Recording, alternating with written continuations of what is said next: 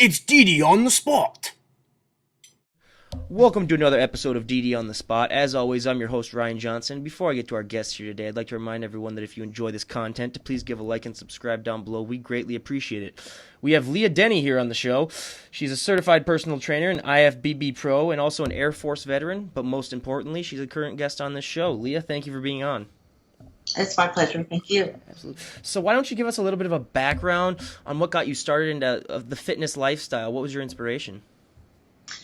Well, I actually think it was a necessary event to put myself into a position where I could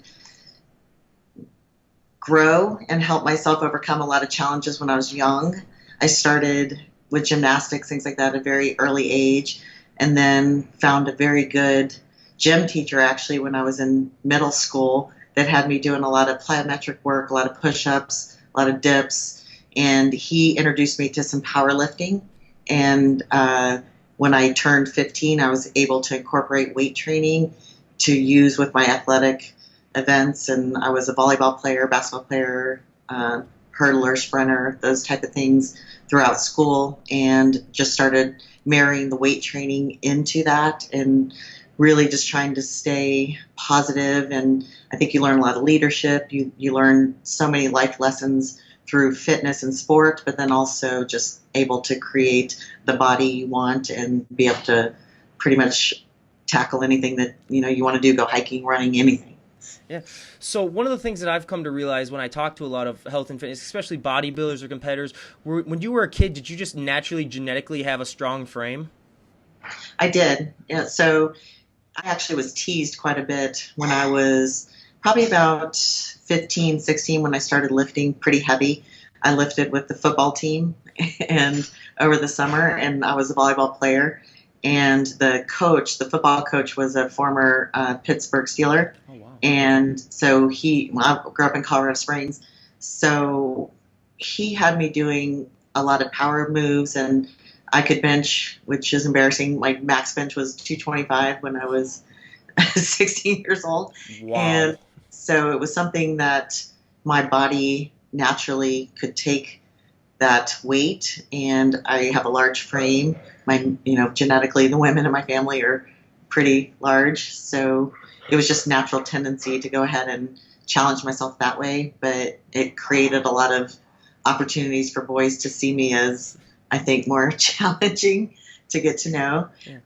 But I saw Corey Everson and as Miss Olympia, and that was really later what led me to want to compete in bodybuilding, was just looking at her and thinking she was just so beautiful and still so very feminine, and that maybe someday I could be like her. And at what exact point was there like an exact moment in your journey when you decided that you for sure wanted to compete? Was it someone coming up to you and saying like, oh, hey, you should really do a show? Or was it just something, like you said, since you saw Corey Everson, you kind of had that in the back of your mind? What was that process?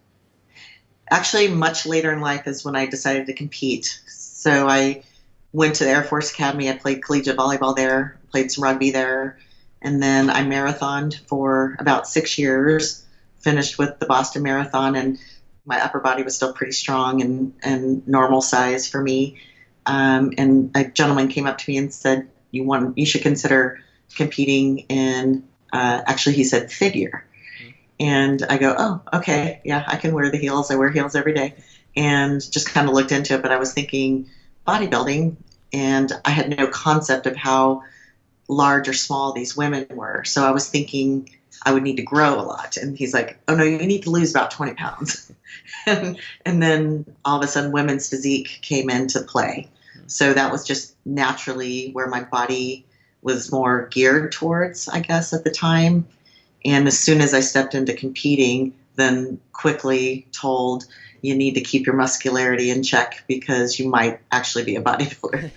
So it was one of those things where I just let my body go where it wanted to go, just naturally through training. Yeah. So do you think that being in the Air Force, I mean, obviously you have such a strict routine in the Air Force. You got to follow, a lot of rules. It's very, regimented. Do you think that helped you overall when it came to competing in bodybuilding? Because that too is also very strict and regimented. Oh, absolutely. I was recruited in high school to go to the Air Force Academy because I did grow up in Colorado Springs, and it's right there. And it was one of those things where I didn't grow up from a military background, but I would say honestly, having such structure, knowing from sport, knowing to be at practice every day, knowing to be at the games, and being prepared for everything was a natural fit for the academy. It was a lot of getting yelled at, a lot of, being punked or whatever, and made less of a person the first year. But after that, it was just so challenging and rewarding, but kind of put me in a position where I was comfortable. I wasn't as comfortable with the military piece of it right away because I didn't know it. But as soon as I was there, I was able to see that was exactly where I needed to be, and I loved serving my country. So absolutely. So at what point did you finally start with the nutrition? Did you start with the nutrition aspect of bodybuilding or the nutrition aspect of weightlifting when you first started, or did that take a while to sort of incorporate in? So nutrition came, I think, more at the academy because as a collegiate athlete, we needed to keep our body fat a certain place. And of course, just being a little vain as a woman at an all-boys school, pretty much, wearing panties, as a volleyball player, it's basically panties that you're wearing. You want to make sure you're pretty tight and that your body looks the way it should. But we had a not requirement, but an expectation to be around 15% body fat or less. Wow. So you would need to have some good nutrition, proper nutrition for that, just for the competition side. So we had specialized tables where we would eat that had different nutrition than the rest of the cadets. So sports teams were able to have control over the menu. And that really started leading me to it because prior to that, I'd eat a large pizza after every game and then a peanut butter parfait at Dairy Queen. I could put some food down. Yeah. So in freshman year, you started learning that you got to start dialing it in or you're going to get, a little soft. Yeah. One of the things that people don't really seem to understand before they get into, building their muscles or getting bigger is that normally you are going to need to eat a lot more than you ate even before you started working out if you were out of shape. Was that an adjustment for you too, just the constant eating that you're going to have to do in order to put on a lot of size? For me, it was making sure that you eat the proper foods to grow. Whereas if you eat food that's not high enough quality, you're going to, of course, calories are calories in some ways, but if you don't have a building block, if you don't have the proper nutrition available to you. So where I think I'm much older. So when I grew up, it was don't touch fats, no fat. So it was high carb and people started getting fat from high carbs, or they were using different, not really understanding the volume of sugar they were putting in their body by having something lower fat, and then going into low carb and gluten free, all these different things, that really made me start focusing on the nutritional aspect and what I was putting in my body and why. And of course, I love meat, red meat, chicken, fish, anything like that. So the protein side of it was okay, but I had no concept of how much protein I would need as my muscles continue to fill in. Because this, I guess we'll talk maybe later. This will be my first time competing as a professional coming up in bodybuilding. And this is the first time I'm able to actually eat to fill in my muscle. Before I had to purposely stay depleted and flat so that I didn't appear too large because I have a larger frame. So how do you think the weight training has evolved over the years? Because I know there's so many for different eras, there's different methods, and I always like to say, even like if you go into a weight room with 100 people, 100 different people are going to have 100 different ways on how to do stuff properly, whether it's the techniques, whether it's how many reps you do. How do you sort of sift through that, and how has that evolved over the years? I think it's going back to the way I used to train for me. I did a lot of negatives. I did a lot of forced reps. Did a lot of power moves when I was younger. So I think if you're trying to grow, I can grow on high rep ranges just because genetically I'm predisposed. But someone that's a hard gainer, someone that needs more explosive power moves, that's a very different lift and a very different technique. But what you also have to realize is, you'll see people in the gym doing small ranges of motion, and you may think they're cheating and they're not doing something. It's wherever my muscle stops contracting is where I stop my movement. So if I have a long range of motion and I'm still contracted, I'm doing that work. I'm still working. Whereas other people, when they press fully, they're resting. So you have to find a rep range that challenges the muscle, keeps time under tension on the muscle to help it grow, and then you're trying to pump some blood in there as well. So I think you have to vary your training style, but in general, you're going to want to do something that challenges the muscle enough, because I think more times than not, I have women especially that will come up to me in the gym and say, I want to have muscles, I want to get a certain look, but I don't want to look like you. And it's funny because I used to kind of get offended by it, and I thought, okay, they think you can create large muscle very easily, and you can't. It's something where I've got over 30 years of training in the gym, weight training, and it's something that cumulatively happens over time, but I'm also genetically predisposed to be that way. So you have to find in your own body what works for you, and it's not the same for everyone. So I would say women especially, don't be afraid to push the weight. Don't just say, okay, I'm supposed to do 12 or 15 reps. Go back to the way Arnold and Bill Pearl used to train back in the day of just go until your muscle's fatigued. If it's 5, if it's 20, if it's 30, whatever. You need to find where you're challenging the muscle. Absolutely. And there's always still that myth. It's gotten a little bit better, I think, with Instagram, where women think that if they just touch one weight, they're going to get super huge and super bulky. And we're going to dispel this myth in 2 seconds. Could you give us a flex real quick? And I'm going to say, she does not look like The Rock. She does not look like Chris. She does not look like any of these big. Yeah, see, look. She does not look like The Rock. She does not look like the Hulk. And she's been working out for that long. It's like, come on, people. And see, we just proved that wrong right there. And I mean, that's just one of those things. Like, there was a friend of mine in college.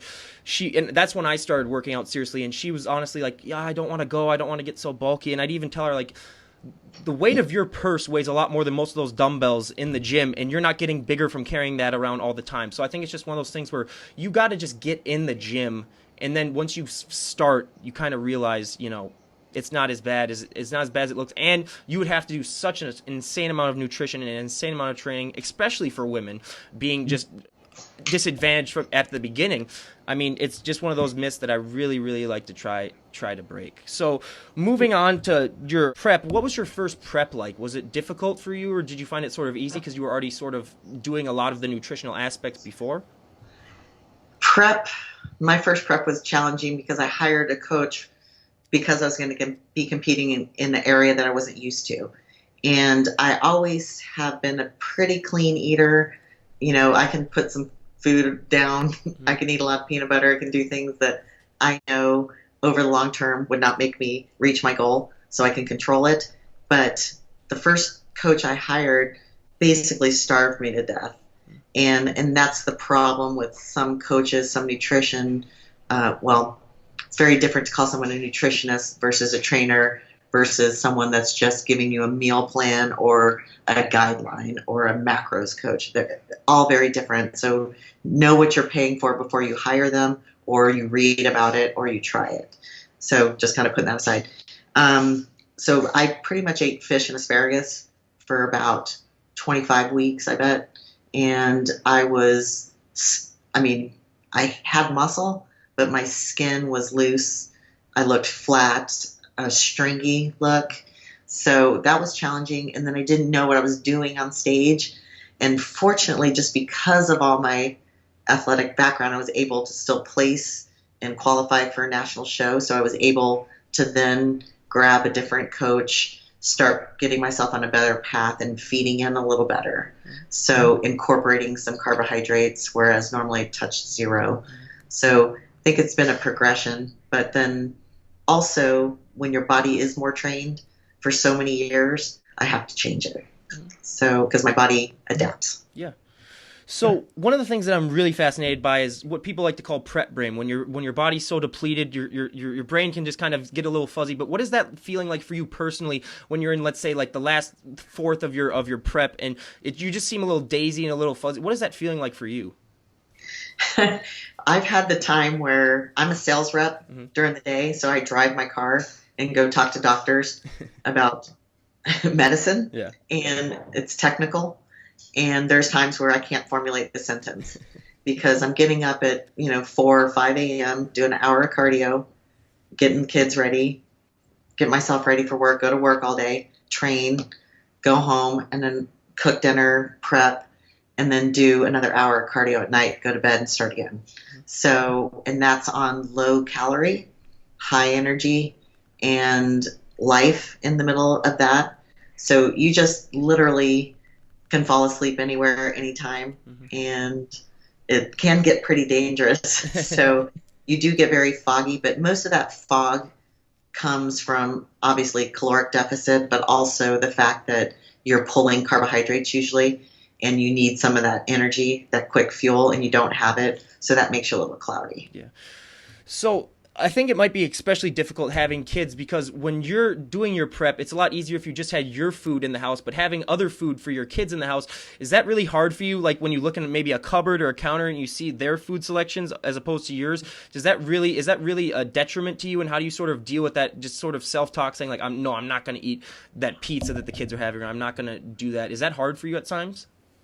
It is. When I first started, it was easier because it was so new. And I go, I'm not going to mess this up. I'm going to do everything to a T.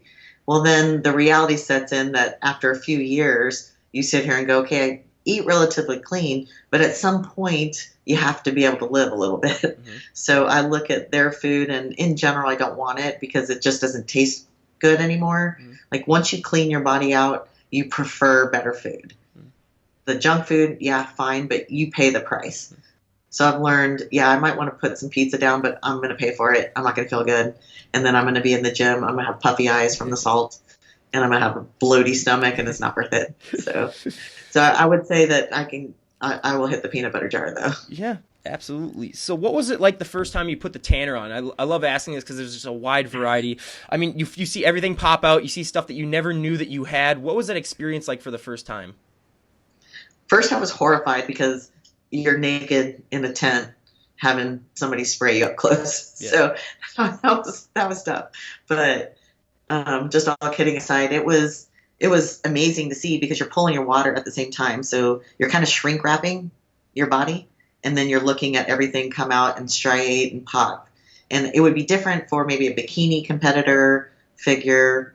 Figures getting very much similar to physique in terms of striation and cutting.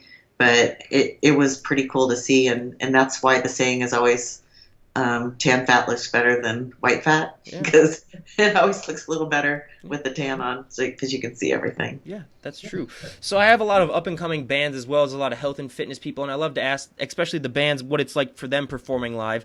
But I also feel that question also applies to, bodybuilders and bikini competitors. What is that feeling like for you when you're on stage and you get to show off all that hard work that you've been doing for sometimes months upon months? I mean, prep life could be almost a living hell for some people. What is that like when you're finally able to show that off in front of a bunch of cheering people?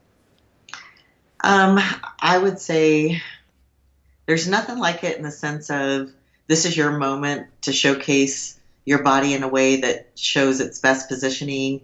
And when you're on stage for a comparison, you're being told what to do, exactly when to turn, exactly when to, hit a certain double bicep or back double bicep, things like that. So it's very controlled, comparative to someone else, which I like because it's the competition piece of it. But then the creative side of going on stage and performing your 2-minute routine in the pro league to music that you select is just, it's great because, I rock out to Avenged Sevenfold sometimes. Other times I'm doing Etta James. And then now my next show I'm going to be doing Marilyn Manson. Oh, wow. So it's one of those things where wherever I am in my life, I'm able to think about it and translate it onto a stage and, kind of get up there and move your body a little more fluidly instead of very constrained almost, do it just this way. You can hit different angles, and it's just a lot of fun, and it's better when the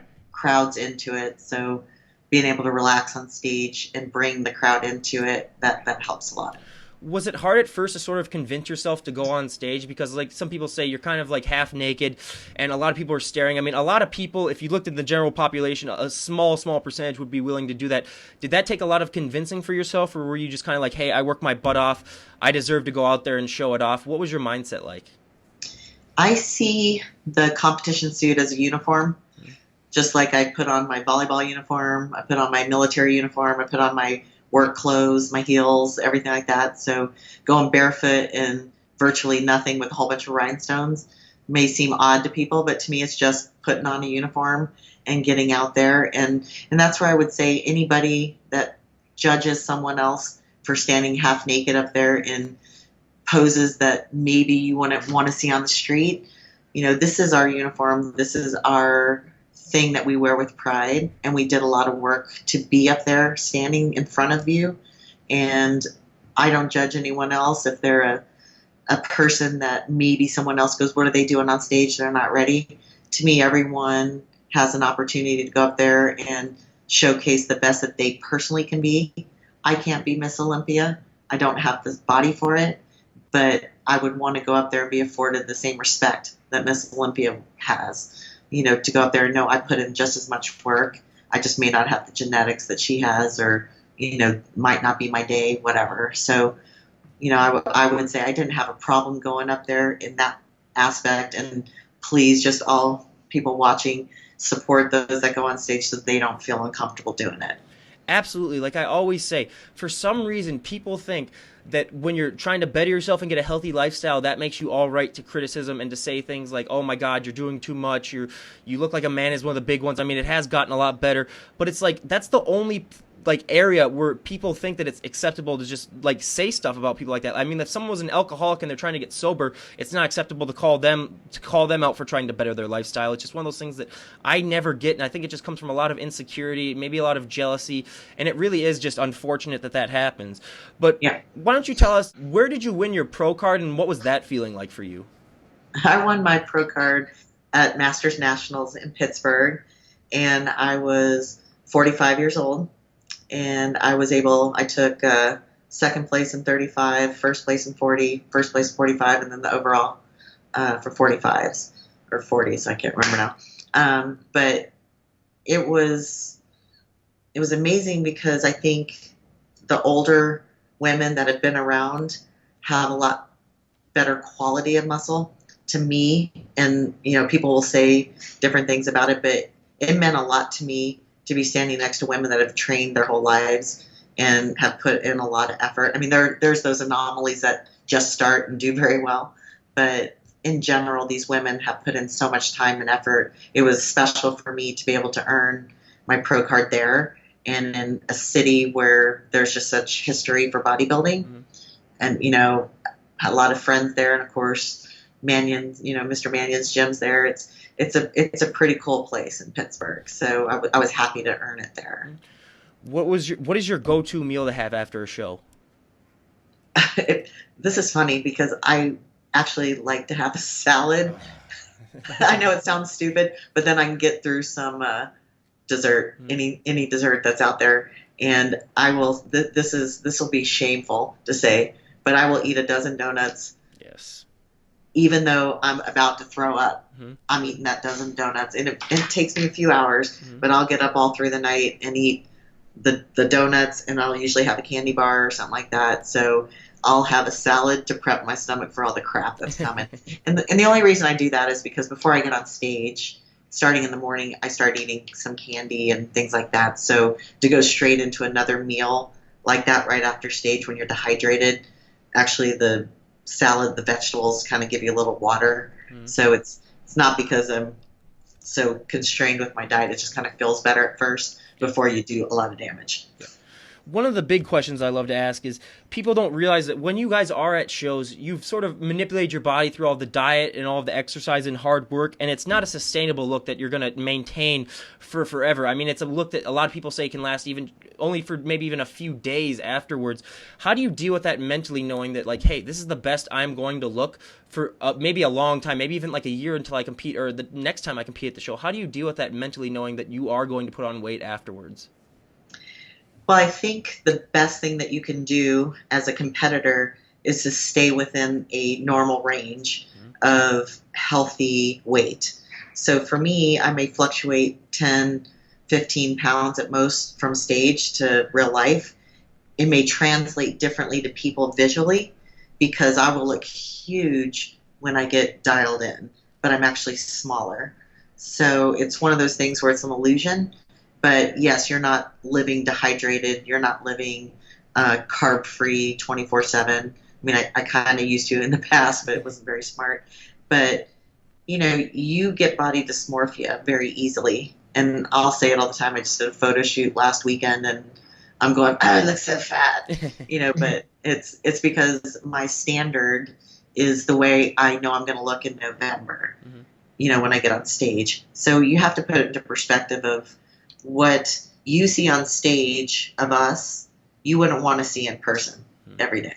Yeah. We like that look because we're used to it. We know what it needs to be on stage. But I personally don't like a sunken in face.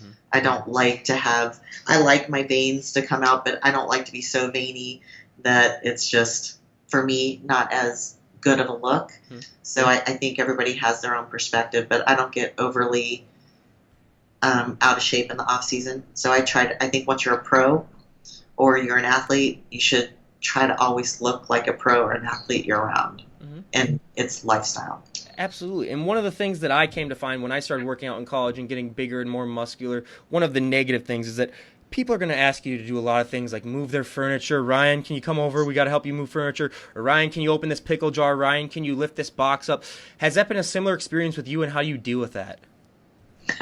I get a lot of messages of what I bench, what I squat, you want to arm wrestle, that kind of thing. So typically I take it as, some people are making fun of you, some people are proud of you, some people just want to be you, whatever it is. So I just kind of take it with a grain of salt and go, sure, I can open that pickle jar. Sure, yeah, I can arm wrestle. Yeah, I don't want to embarrass you, whatever. Or other people, if I know they're teasing, I go, I might bench 100 pounds. I don't know. I just kind of, whatever the situation, I try not to embarrass anyone, but I also don't allow people to put me in a position where I feel uncomfortable. Absolutely.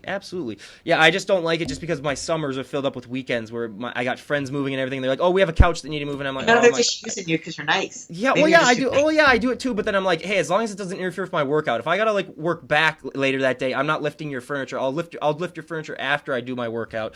But yeah, so that's just the struggle. And then my favorite question to ask, one thing that isn't talked about a lot is clothes. They don't really make clothes for big and muscular women. How has that struggle been for you, and how do you sort of compensate for it? I wear a lot of stretchy dresses at work. So I am supposed to wear business suits a lot of times. So I have to buy 2 or 3 sizes bigger at least on my jackets than I would on my lower body. So a lot of skirts and a lot of bigger jackets, and tailor them to actually look like you're not swimming in them, but to fit your back, but nothing buttons in the front. So a lot of pullovers. And then sorry ladies out there, I'm not a yoga pant person 24/7 because I actually think I like to wear jeans. I like to wear things like that. So it's just finding the right cut, which, you can find some things more suited to a muscular body. You just have to wear more separate clothing and not one-piece things, and a lot more form-fitting, which brings attention, but at the same time, it's really all that fits because your legs get so big and your waist is smaller, so it's one of those things where you just have to live with tight clothes. Like I always said, if anyone out there in the audience has an idea on how to make a brand for fit women to wear, that's a multi-million-dollar idea, so get on that. There are a lot of people that are willing to buy that. But do you find there still is a little bit of a stereotype. It has, like I said, it's gotten so much better that not just muscular women, but muscular men, anyone who has a lot of muscle is like intimidating, and they might be perceived as mean by people who don't know them. Do you find that you sometimes have to be overly nice to people in order to sort of have their guard put down? I don't think so too much. I think it's more, I am a giving person. I'm nice, that when people have messaged me or talked to me on social media, they're surprised I respond. And because they expect to be blown off. And maybe that's kind of the stereotype, that most women are mean or unapproachable. But to me, if someone takes the time to try to have a conversation with me and they're respectful, to me, I think I owe them a little bit of my time, just like anybody on the street that takes the time to come and talk to you or ask you a question with all sincerity. I try to be nice to them. So I think I'm more approachable, maybe, even though I am muscular. But I will say, for my daughter who just turned 18, and I had a house full of boys last night, Some of them were a little intimidated when I came home. They didn't know who I was, and I had a sleeveless shirt on, and they're like, whoa. Of course, it becomes a lot more respectful when mom gets home and she's muscular. Yeah. So how has your daughter dealt with that? Have you been muscular and doing the competitions her whole life, or that she or all like in her memory? So I've always been very athletic, and she used to go to my events, my running events, marathons, things like that. And she actually did a lot of CrossFit. She's very athletic. She was playing select soccer. So she's a good athlete. She's very muscular. But I think for her, she's kind of going through that phase that I did when I was younger, where because she has a naturally more muscular body, she's a lot more curvy than the average 18-year-old. That's been a little hard for her. And it's something that we talk about, of staying fit, making your body whatever shape it naturally wants to be, as fit as possible. And then you'll look the way you want to look, but you're never going to be a bikini size girl. It's not going to happen. Yeah. That's just not your genetics. Mm-hmm. So, I think she, at times, I think she's proud of what I do. I think her friends are supportive. I think sometimes it's the parents that, kind of give the side stares or the snickers or something like that of, when I walk by. But to me, it's like, whatever. Yeah. And I always love to ask, going from when you were younger, you kind of might have got a little bit teased or a little bit razzed on just being big naturally, and then going to now where a lot of people, love it and they give you a lot of compliments. Was that hard for you mentally to adjust to that, because it was something that you were uncomfortable with when you were young, to now fully embracing it? I think I had this conversation recently with a couple of people. My issue is I don't take compliments well, so I'm not sure where they're coming from. And I'm more the person to compliment someone else. Mm-hmm. So when I receive it, it's awkward for me.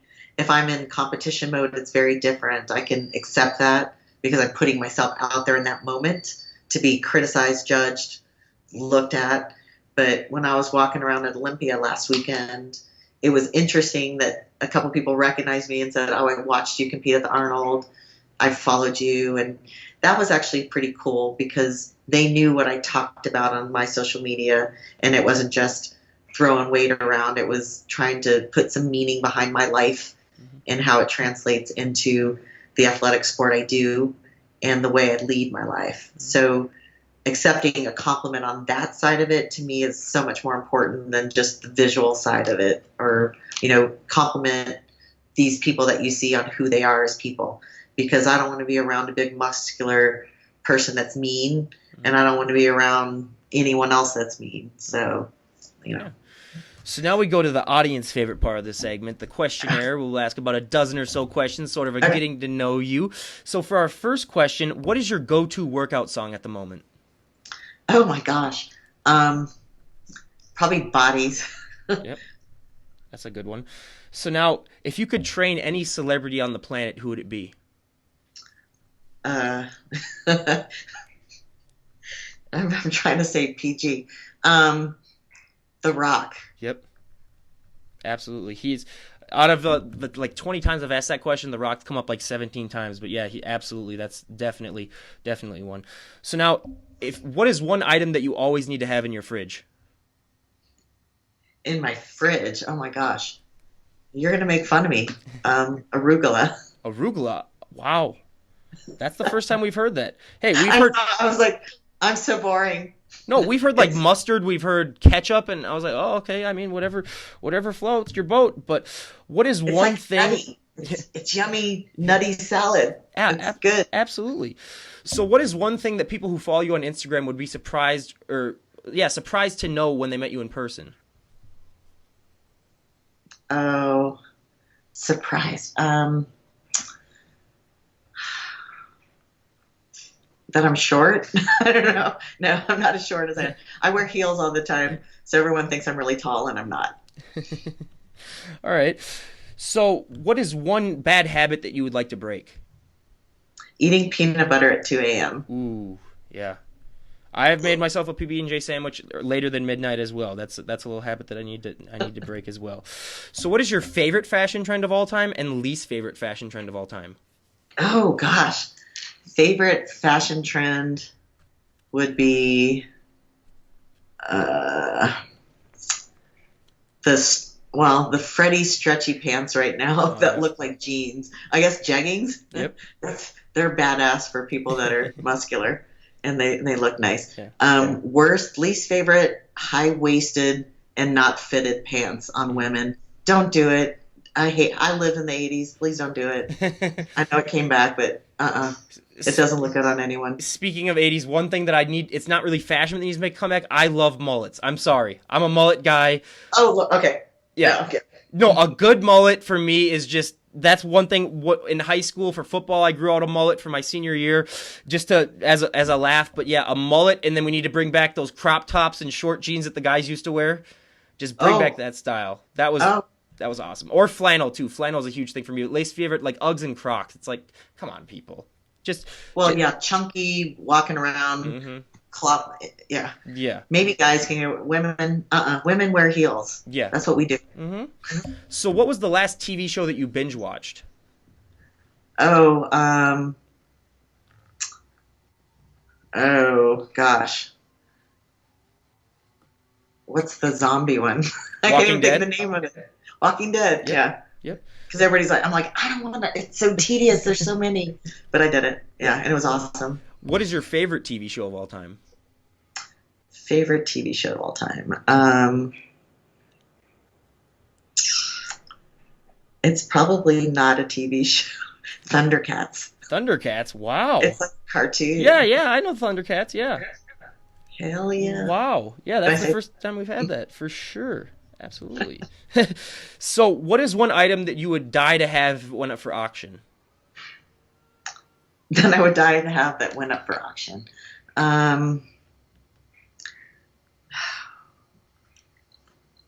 The Declaration of Independence. Yes. I'm a history major, and yeah, that's the first time anyone said anything actually good. One lady said, though, that she would have an all-diamond bikini to wear to her next competition. I was like, yeah, you probably win with that. I mean, the judges wouldn't be able to take their eyes off of you, so that's definitely, that's definitely drawing attention. Yeah, those Victoria's Secrets people, when they'd be like blinded by the light when it came on. The judges would, yeah, it would definitely be stunning for sure. So, if you could have dinner with any historical figure, who would it be? Dinner. George Washington. Yes. That would be awesome. A little bit of a backstory. I did my whole ancestry thing, and I am a descendant of one of the signers of the Declaration of Independence. You probably don't know who he is. It's Joe Wade. He was from Maryland, so that was really cool. But yeah, George Washington. I actually went to the where they signed it, and that was one of the coolest things I've ever been in my entire life. I was a lot younger, but definitely all the history there is just, it's absolutely amazing. But now going on to our most important question, what is your favorite flavor of ice cream? Oh, well, I have to do a caveat on this. I want it to be peanut butter. Mm-hmm. The problem is it's not peanut buttery enough. Mm-hmm. So I would have to say pralines and cream from Baskin Robbins. Yeah, that's good. For me, it's cookie dough blizzard from Dairy Queen. If you get me one of those, oh, that is the greatest. That's a blend. So that's kind of a cheat. Yeah, cookie dough. I'll say chocolate then. Yeah. Okay, because I could have said peanut butter ice cream with Reese's and true. Reese's Pieces and all that, and it would have been the perfect ice cream. That's true. That would be the perfect ice cream. That totally. Yeah, that's a blend. What you're saying. Absolutely. So, what is one thing that you would change about the sport of bodybuilding if you had the power to? I would bring back women's bodybuilding into the Olympia. And I'm only saying that because I think women have worked so hard, and it's come to a point, I don't know why it was removed. I've heard rumors as to why it would have been removed, but I think every category should be given equal opportunity and representation to highlight the work that they've done. Mm-hmm. And not just be about the money generated. Absolutely. And like I say, it's so hard. One of the reasons why I love talking, especially to like female bodybuilders in comparison, is because I like to describe it like this. If we were driving down a highway, for guys, it's just a straight lane. They can build as much muscle as they want, basically. There's no stigma. But for girls, you kind of have to weave around and maybe take an underpass or something, it's really, really hard to sort of, because there's such that stereotype that you want to balance the femininity with the muscle. Have you struggled with that, or has there always been like a worry in the back of your mind where I was like, I don't want to get to a point where like people are like really, really just being like confused about me? Is that ever happened to you, or are you just one of those people where you're just like, I work my tail off, I don't care?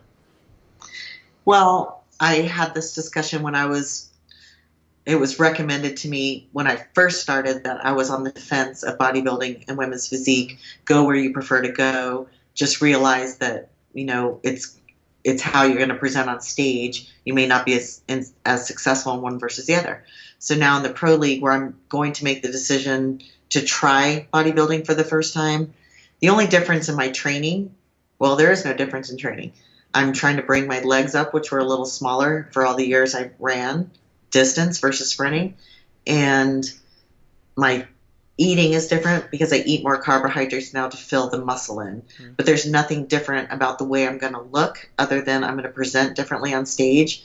So I will never put my body through something to change who I am as a woman.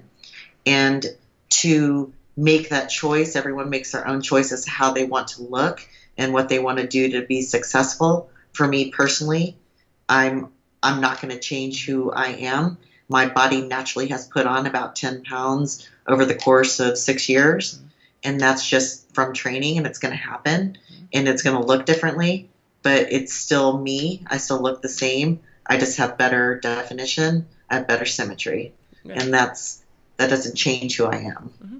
And I commend you so much for, sticking to your principles. That's just, it's such a great influence and inspiration to a lot of people. And at what point in your journey did you decide to become a personal trainer or get your certificate?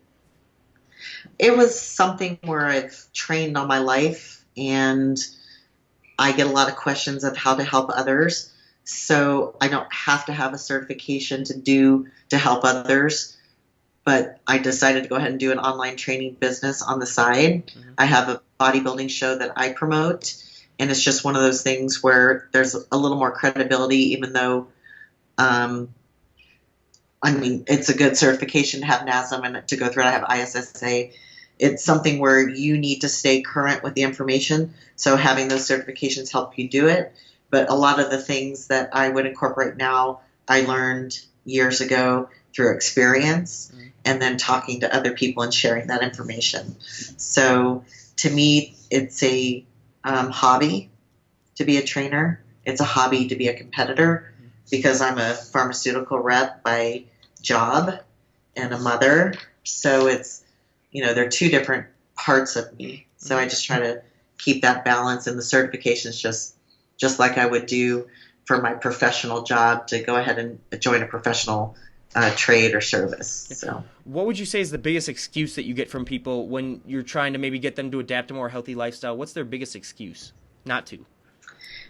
I think they want to do it too quickly. Mm-hmm. And the way I start as a trainer is I have them tell me how they eat, how they exercise, what their lifestyle is. Instead of me telling them what to do, first I ask them how they see their lifestyle, how they see fitness, how they see nutrition, and then I start changing things slowly, one thing at a time. So they don't notice as much that it's a change, that they're progressively getting better, because as they start getting little changes in their body, the scale starts going down, they start feeling better, it's easier to make bigger changes. So what I do is just start small, take what they do already, kind of start pulling things out of it that are bad habits, and then incorporating better habits, and then they make the better choice. Because my whole goal would be for no one to need me, just to be my friend and ask me a question, not need to hire me. Absolutely. And like I always say, it's so important that you start small, because one of the negative things about these shows like Biggest Loser, I remember when I was super young when that show first came out, what it did was that it sort of made it seem like you could lose so much weight so quickly and then you could keep it. But then all those people, like they said, like 75% of them would regain even more weight maybe than they originally weighed after the show, because they weren't taught how to maintain it. They were just taught to exercise for 10 hours a day and eat nothing when you were on the show. So it's so important to teach people the nutrition aspect, because I've heard from so many trainers where it's either they give the people a great workout plan and the people follow the workout plan because the trainers are with them, but the nutrition they don't follow, and they don't don't lose the weight, and then they get mad at the trainers because they think that it might be the trainer's fault that they're not losing the weight. It's just so frustrating. It's really something that is just so unnecessary. Have you ever had to deal with something like that, and how do you deal with that? Well, I think there's two sides of it. There's definitely the people that know how to work out, think they know how to work out, and tell you the workouts are too easy, and it's a workout that would kick my butt. Yeah. So I sit here and I go, okay, this person doesn't know how to challenge their body. Mm-hmm. So you need to hire someone in person to challenge you. Mm-hmm. So that's one thing. So on the nutrition side, people think I'm deprived, I can't do it, it's too hard. Well, no, there's ways to eat that are better. That what you're doing to your body is actually taxing to your body to overeat, to starve, to do all these things. There's a nice balance to where, you know, I'll give somebody the same meal plan for a very long time because they don't check in with me. Mm-hmm. And I'm sitting here going, if it's an investment, it's a two-way street. I'm taking my time to take a look at your progress pictures or to make adjustments to your training every week and to your nutrition. If you're not committed to do that back, I had to learn I can't force you to do it. All I can do is help you reach your goal, but I had to give up on holding people more accountable that way because you can't force someone because all they do is lie about it or they feel bad about themselves because they're not meeting your expectations. So I'm more realistic of this is what I want you to do.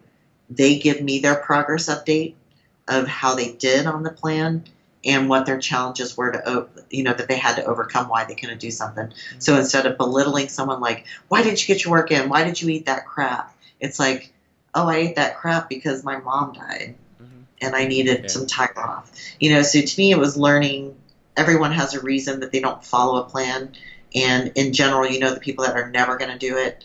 And then those people that just need more support from a life coach perspective. So that's kind of the transition I'll be making is not personal trainer, but more life coaching, which incorporates fitness and nutrition. Mm-hmm. Absolutely. And one of the big things that, especially with the younger generations, is the obesity crisis is getting a little bit worse. It's getting slowly worse and worse just because of technology and everything. How important for you is it to portray such a healthy body image, even for like your daughter and for people her age or people even younger, just so that they know that like it's okay to work out, it's okay to have a fit lifestyle? How important is that to you? It's very important because I come from a family that had a lot of obesity in it, and same here. I played sports, so I didn't get obese, but I ate poorly a lot of times because I didn't know the difference because that's the way the people around me ate. And the reward system was based on food, and it wasn't based on, well, it was praise also in my family. We had a very loving family, but being raised by a single mom and just a sister, you know, eating was a big part of things, or if you're stressed out or happy, sad. And I fortunately was able to maintain my weight because of what I did, but I watched other people that, you know, would overeat. It's usually emotionally based or they don't care. And then once you get to a certain point when you don't like who you are, it's so much easier just to keep going on that destructive path. It's so much harder to step forward and go, I take responsibility for putting myself in this position. Yeah, I might have been dealt, a shit sandwich, but no problem. You know, some people crumble under that, and I think people should embrace it more and address the fact that, yeah, we all have negative things in our life, and we don't have to sit there and eat our way silly to make ourselves feel better, because all you're doing is make yourself worse in the end and unhealthy, and you're going to end up in the hospital or with diabetes or heart conditions and all these things, and you don't want to live like that. Mm-hmm. So I'm going to sound like I'm preaching, but it's one of those things where take a look as to why there's such an obesity crisis, and it's not because people just love food more. It's because there's a whole bunch of other challenges that we don't know how to deal with. Yep.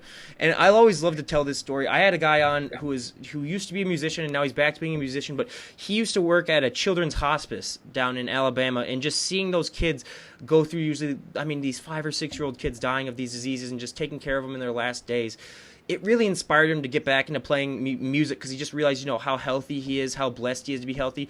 When you're training clients or when you're training or even giving advice to people that may be, really obese or may have some serious health problems, how much of that do you sort of use as inspiration and influence to kind of, say, I am so lucky that I'm fit, that I'm healthy, that I'm able to do this? Do you use that as a lot of inspiration and fuel when you're, having those down days where you might not want to work out as much or when the nutrition might be a little slacking?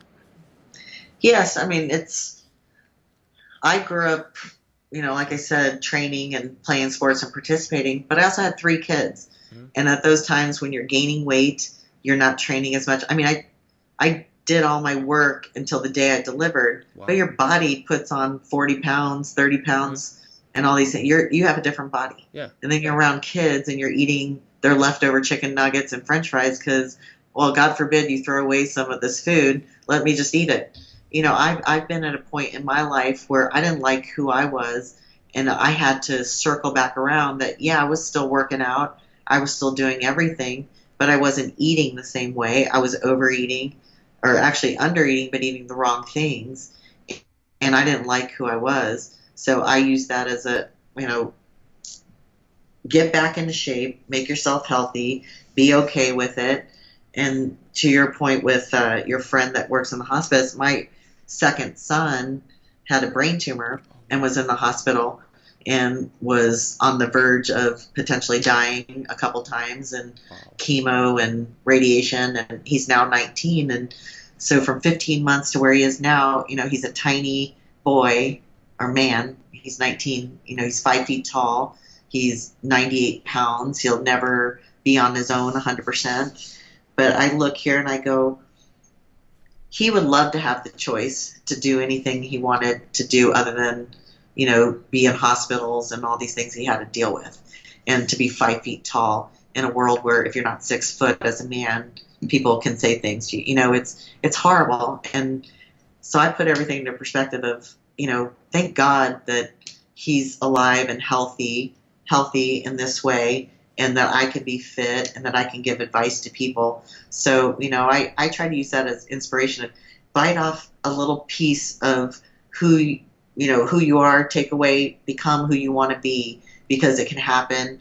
And there's always somebody with a worse story or a worse situation.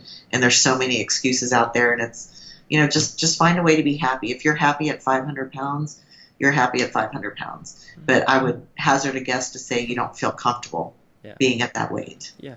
So. Absolutely. And one of the last things I'd like to talk about, you brought it up, and I thought it was fascinating because I've never talked about this, but what was your workout routine like when you were pregnant? How did you sort of divide it, or what did you kind of do to compensate for that? Because, I mean, it's like, I see all these, like, I saw a couple photos of these girls, and they have, still have, 6-packs when they're, 6 months into having a kid, and I was like, what? I was like, that's awesome. And, I mean, they're obviously, in the beginning, since you said you had these kids, 18, 19 years ago, back then, was there more of a misconception that, pregnant women should not touch a weight, they should just sit at home and just wait for the baby to be delivered? How'd you deal with that?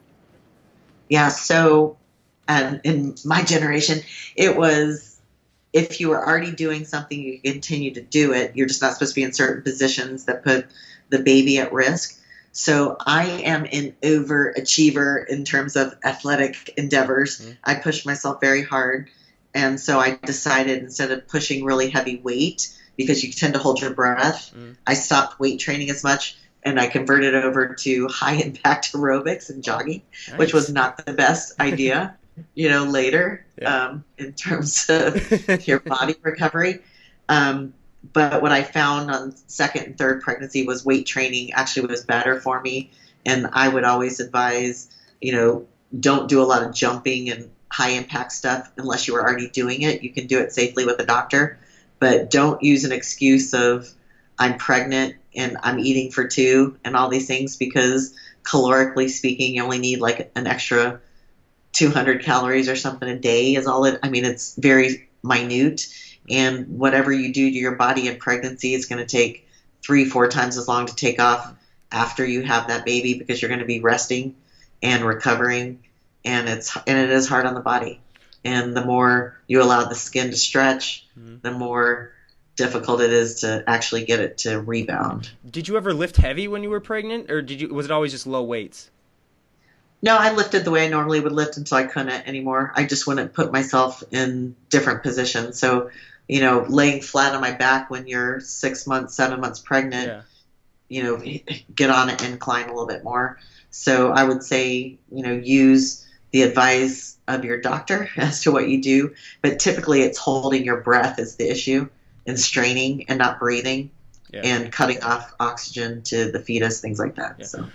Now, I gotta ask this question. What was it like for other people in the gym then to see like a 6 or 7 month pregnant lady just benching out really high reps? Did you get a lot of stares, and how'd you deal with that?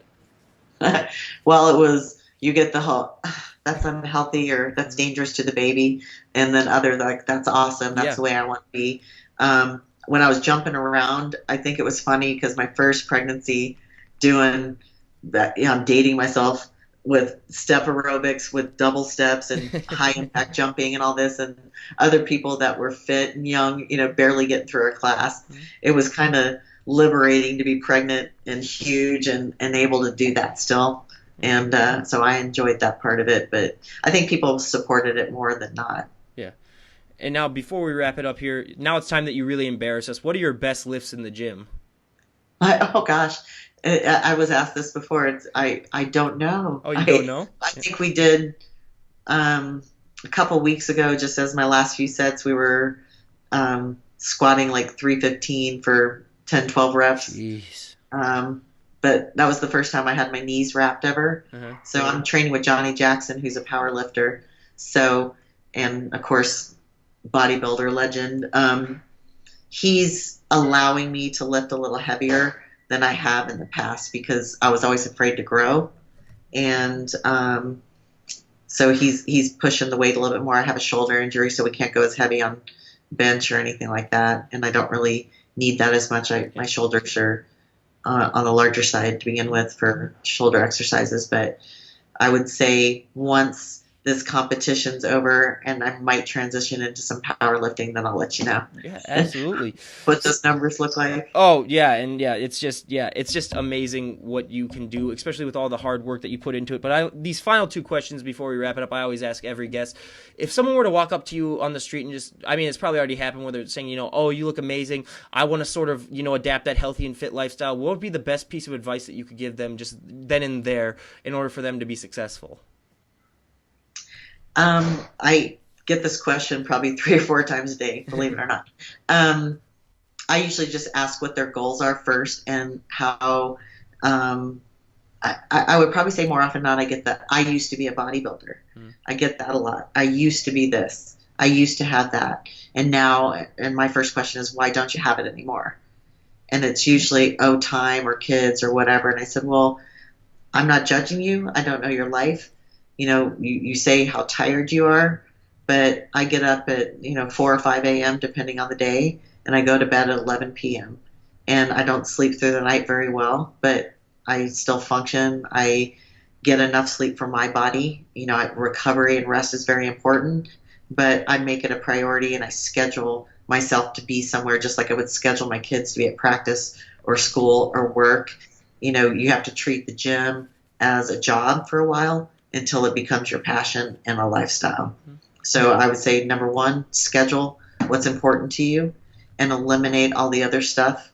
And there's lots of great books and things that you can do to eliminate things that everyone thinks everything's a crisis and everything's important. This is where you have to be a little self-centered and go, I can't be the best to my family, my friends, my job, anyone else until I'm good to myself, and I can't be good to myself until I look a certain way or feel a certain way.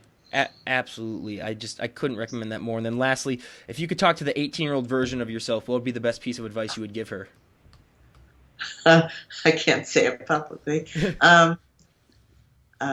Live life first, and don't settle, and don't give up your dream for anyone else. Yep. Absolutely. I mean, I couldn't agree more. And again, you guys, we really just can't say enough how much we appreciate you coming on. I mean, I love having people that just promote that healthy and fit lifestyle because, like I said, especially with the obesity crisis, having people like you on and just talking about, what you've went through and what your struggles are. And just because I do think that there's so many people, when they see muscular people, they don't get to know them as a person. Like, a lot of people have trouble just getting past what you look like as opposed to what you are deep down. And I love just helping expose that too on the show, knowing, I mean, it's like they're just people too. Just like how if you met a celebrity, a rock star, a famous athlete, they're just people too. And they're just trying to better their lives. And we really can't thank you enough for that and all the stuff that you do. And like I said, we wish you nothing but the best of luck also in your upcoming show. I mean, by the way that you look now, you're probably going to win. You're going to do really great, at least, I think. And yeah. And so when it comes down to, you know, everything in life, just make sure that you just always just stay perseverant and just keep up that positive mindset. And plus, I mean, look at what the benefit of training has done for her at her age. She looks so much younger. So I mean, it's like the training can be such a benefit for you. So just people out there, just start small. Also, is one of the big things that I can say. And are there anything else that you'd like to say? Anyone else you'd like to give a shout out to? I would just say, make sure and treat everybody kindly out there. I think the unapproachable side of a bodybuilder, the unapproachable side of, you know, someone famous or whatever, anyone you see, I think, you know, sometimes those are the people that want you to reach out to them and want to talk to you and want to be helpful. It's just they may not always reach out to you because you may feel you're being judged. Mm-hmm. So just like maybe others think a certain way about us, you know, I'm not a shy person, but at the same time, I'm unassuming. I'm not going to approach a lot of people and say, hey, I can help you with this, because that's insulting. But at the same time, you know, I would always love to have a conversation with anyone that needs anything, and reach out to those people in your life that can really be positive, and watch, of course, this site. You know, you're doing great things to bring others and to get the word out there about obesity and a fit lifestyle, and being positive and challenging yourself and not getting wrapped up in all the negativity that's out there. So I say keep doing what you're doing. Absolutely. I really, really appreciate it. Again, Leah Dennie, I'll leave a link to her Instagram down below. Go follow her. It will inspire you to get off your butt and stop eating those Twinkies and maybe get a more active lifestyle. I mean, after you get through the shock of seeing all that she does in the gym, though, too, you will really be inspired. And again, Leah, we cannot thank you enough for coming on. And this is Ryan Johnson, DD on the Spot, signing out. Have a great day, everyone.